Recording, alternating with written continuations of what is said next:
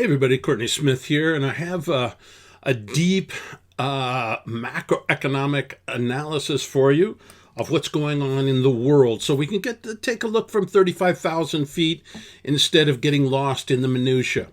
This chart is a chart which I call my Big Four, and let's start in the upper right-hand corner. Upper right-hand corner has a chart, and that chart is of the S&P 500.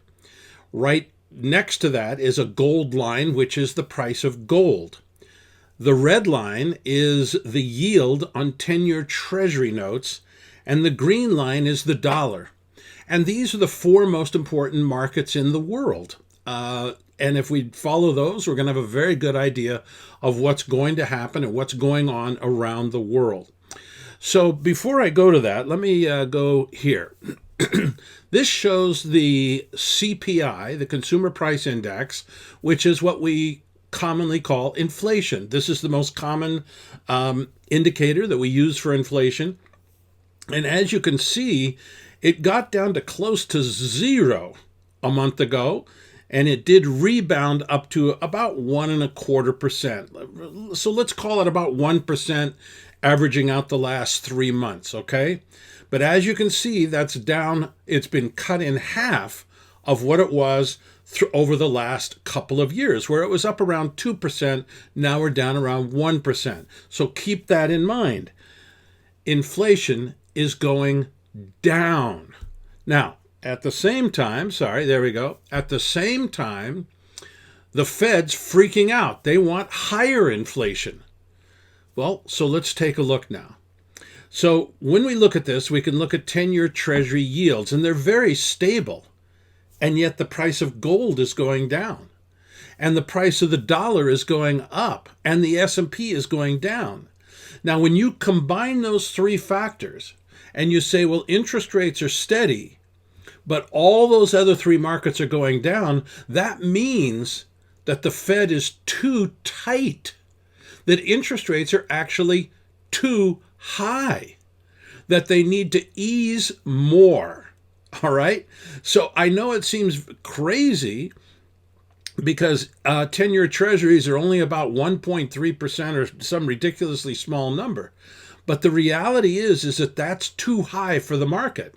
What we're seeing is that underlying the market, it's crumbling. That we got the nice rebound off of the lows that we had made in March. And right now, it looks like the economy is about flat, but in actual fact, it's crumbling underneath. And so the Fed's interest rates are too high. Now, the problem that they have is that they can't really lower short-term interest rates. They're already at zero. They can lower long-term interest rates, but then that will mean that the yield curve will flatten, and that's bearish for the economy as well. So as long as they maintain interest rates where they are, we're going to see a strong dollar, we're going to see a weak stock market, and we're going to see a weak gold market. So the Fed has to do something. Now, if they leave interest rates where they are, they're going to have to massively pump money into the economy.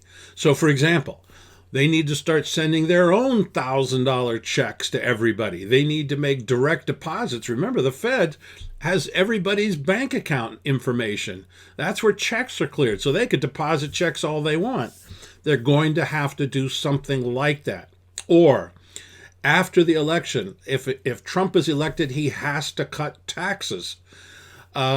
If Biden's elected, he says he's going to raise taxes. So I don't know what he does. He'll have to rely more on the Fed to spend money. He'll have to get a stimulus package through, spend money that way.